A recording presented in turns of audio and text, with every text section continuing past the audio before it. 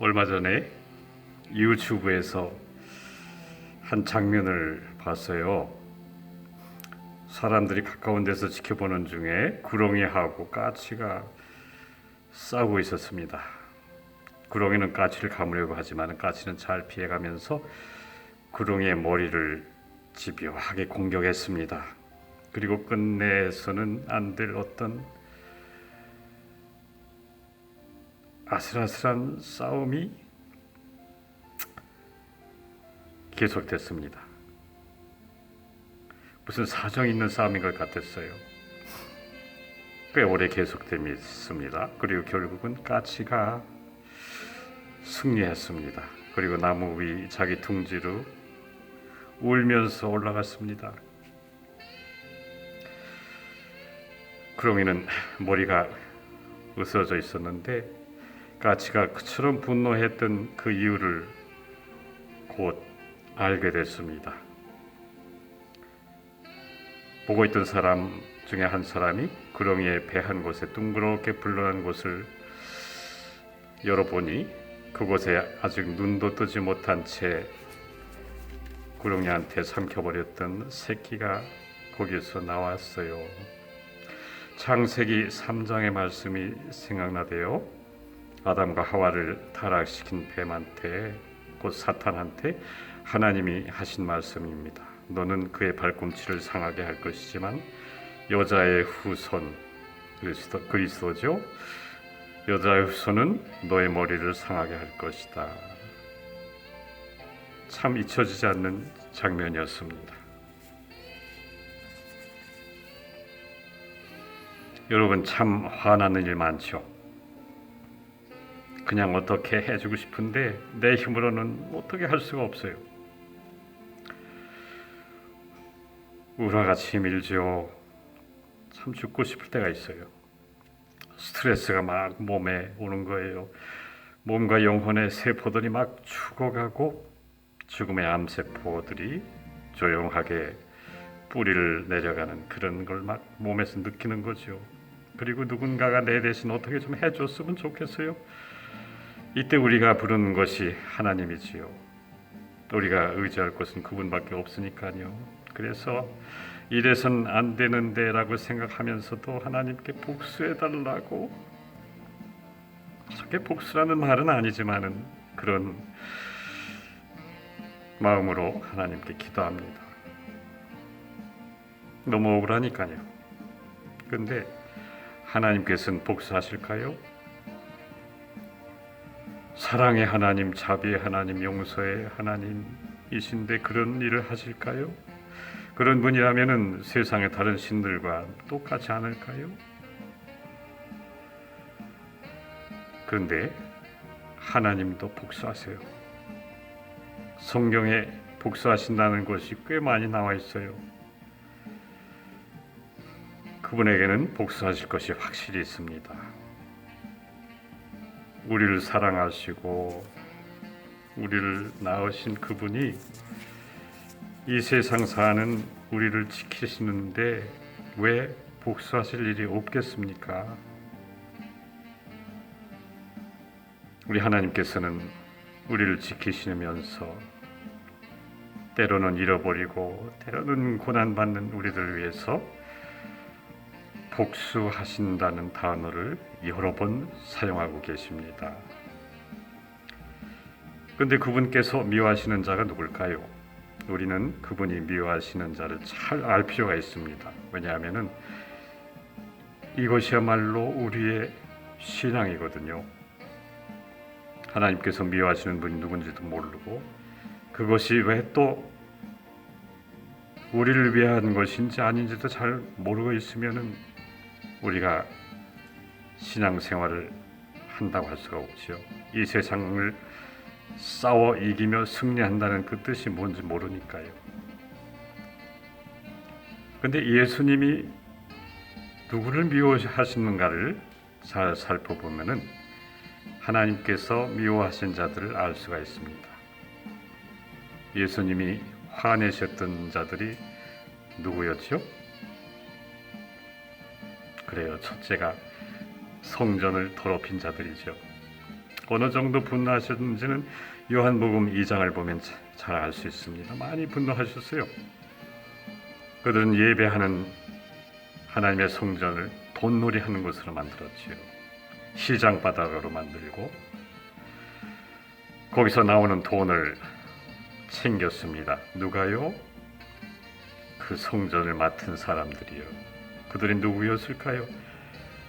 하나님의 일꾼들이었습니다. 이 세상 것에 눈이 어두워졌던 거죠. 둘째로 예수님이 미워하셨던 거가 스스로 깨끗하다고 하면서도 속은 시체들이 굴러다니는 무덤과 같은 사람들, 바리새인들이었지요. 그들은 자기의 깨끗한 것을 앞세우고 하나님의 지혜를 자기들의 지혜로 섞고 그리고 올가미를 만들어서 자기도 구원받지 못하고 남들도 멸망의 길로 인도하고 있었습니다. 하나님께서 그 사람들에게 쓴 말씀이 있어요. 단어가 독사에 같은 자들이요. 예수님께서 참 미워하셨죠. 그리고 무엇보다도 강한 적개심으로 마주치신 것은 사랑하는 자녀들을 자기 것으로 만들고 삼켜버린 모든 악과 죄와 죽음의 배후에 있는 자, 사탄이었죠. 마태복음 4장을 보세요. 성경에는 그분과 사탄과의 싸움을 조용히 담담히 소설하고 있습니다. 그러나 실은 숨막히는 처절한 대결이었죠. 우리의 인류의 운명을 놓고 벌린 대결이었으니까요. 말씀은 예수님께도 또 그분을 흉내내는 악마에게도 최고의 무기였죠. 그자는 말씀으로 걸고 넘어졌고 예수님께서는 하나님께서 그분의 충실한 종들에게 건네주시고 이 세상 사람들의 귀에 들게 했던 그 말씀의 칼을 집어드셨습니다. 예수님께서 승리하셨죠. 그리고 싸움이 끝난 후 예수님께서는 천사들의 수종이 필요할 만큼 지쳐 계셨어요. 사탄은 그 말씀에 소름 끼치면서 다음 기회를 노리며 물러갔습니다. 예수님이 미워하시고 싸우셨던 것은 하나님의 교회를 더럽히며 예배를 모욕하고 가진 교모한 방법으로 구원의 길을 막고 구원받는 영혼들을 도둑질해 가면서 삼켜버리는 마치 까치 새끼를 삼켜 먹은 구렁이와 같은 존재들이었습니다. 주님은 그런 자에게 철저히 보복하십니다. 구약의 시편 저자도 이렇게 싸워주시는 그런 하나님을 인식하고 있었습니다. 시편 94편 1절에서 5절 말씀을 보면은 여호와여 복수하시는 하나님이여 일어나서 교만한 자에게 상당한 형벌을 주소서. 그들이 개가를 부르며 오만이 말하며 자긍하나이다. 주의 백성을 짓밟으며 주께 속해 있는 사람들을 곤고하게 하나이다 라고 기도하고 있어요. 믿음을 의지하고 살려고 하는 한 사람이 지금 황당한 일을 당하면서 지금의 열쇠를 만회하기 위해서 하나님이 발걸음을 빨리 좀 해달라고 재촉하고 있는 장면입니다. 그런데 보복은 무엇일까요? 처벌, 심판과는 좀 다르죠. 보복에는 감정이 들어있어요. 원수 갚는 것이 되어버립니다. 꼬리에 꼬리를 물고 계속되죠. 그리고 우리들의 감정은 언제나 심히 미숙하다는 것이 문제죠. 그래서 주님은 우리들에게 그것을 맡기지 않으시고 원수 갚는 일은 내 것이라고 못 박으시네요. 신명기 32장 35절 말씀입니다. 보복은 정의롭고 깨끗하고 아름다워야 합니다. 유다야서에 보면은 참 재미있는 장면이 나와요. 천사장 미가엘이 모세의 시신을 가지고 사탄과 다툴 때 이렇게 말하는 거예요. 주께서 너를 꾸짖으기를 원하노라.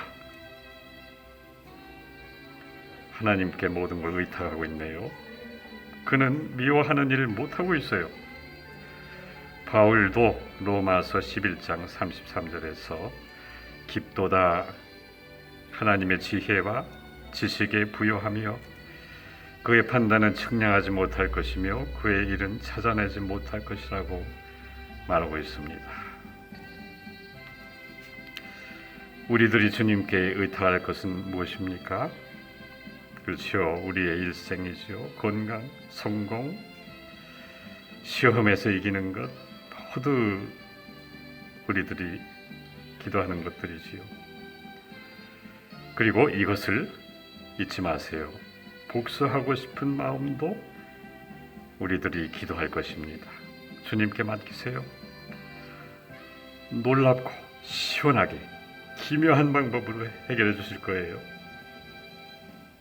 하나님께서는 그분의 자녀들이 곤고함을 당하며 기도하는데 졸고 있거나 주무시는 분이 아니거든요. 까치도 그러는데요. 우리 하나님은 그 이상입니다. 기도합시다. 하나님, 주님께서는 우리가 축복하시는 자를 축복하시고 우리가 저주하는 자를 저주하신다고 말씀하셨습니다. 우리가 심히 곤고할 때, 세상에 하는 방법대로 원수 갚지 못하여 답답할 때 주님의 놀라운 방법으로 저의 영혼을 시원하게 해 주시옵소서. 귀한 이름 그리스도의 칭호를 주셨음을 감사합니다. 예수님의 이름으로 기도합니다. 아멘.